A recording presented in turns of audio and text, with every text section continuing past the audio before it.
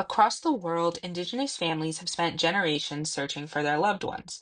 The Murdered and Missing Indigenous Women, Girls, and Two-Spirit People movement, or MMIWG2S, is a current social movement attempting to bring an end to physical and sexual violence against Indigenous women, girls, and Two-Spirit individuals through awareness, policy, and systemic change. One of the most famous MMIWs is Matoaka, or more commonly known as Pocahontas. Despite Disney's theatrical attempt to portray a love story between an adult colonizer and an indigenous child, the true story of Matoaka is one of violence that continues to this day in the lives of generations of indigenous women, girls, and two-spirit people. Matoaka's story isn't new or even rare. It reveals a pattern of abduction, exploitation, and erasure. This initial violence built the foundation upon which more violence is still used against Indigenous populations. According to the National Institute of Justice, 4 out of 5 Indigenous women will experience violence in their lifetime, and 56.1 of them will experience sexual violence. The movement challenges systemic violence and state neglect through raising awareness, government pressure, and police reform. Their ultimate goal is safety, justice, and respect for Indigenous populations. Sisters in Spirit, Red Dress Project, and the National Indigenous Women's Resource Center are just some SMOs that have created support networks, vigils, and national campaigns all working towards hashtag No More Stolen Sisters. Visual symbolism is a huge part of the movement, such as red dresses and red handprints, to force people to acknowledge the epidemic of violence against Indigenous women.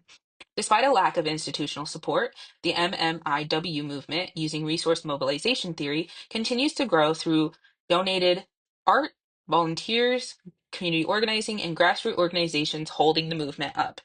The MMIW movement also uses framing theory to help communicate its message to the general public by identifying the problem, violence and inaction against MMIW disappearances, offering solutions, police reform, government accountability, and shows people how they can help, attending vigils, pressuring politicians, and spreading awareness.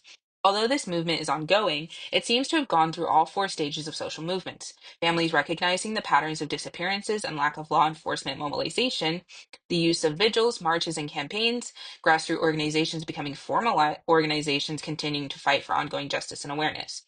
The MMIW movement teaches us that justice never ends, it is ongoing and continually fought for.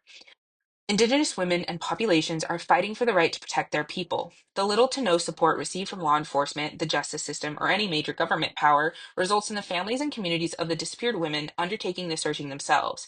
Often receive no closure, justice, or answers as to why their loved ones were taken from them. They continue to fight the crisis, states Anna V. Bayona Strauss in her article, hashtag MMIW, The Life and Death of Stolen Sisters. Federal policies concerning tribal criminal affairs limit a tribal nation's ability to hold offenders accountable, especially non-native offenders. The Tribal Law and Order Act of 1968 forces tribal courts to limit sentences and to meet strict requirements in order to bring justice to victims and their families. The Violence Against Women Act, reauthorization, extended tribal jurisdiction to include some crimes committed by non-natives, but the offender must have sufficient ties to the tribal community. This leaves many perpetrators outside the reach of tribal justice, which exacerbates the MMIWG2S epidemic. Because the federal government has chosen to not prioritize tribal cases, the indigenous communities, families, friends, and allies have come together to create the movement.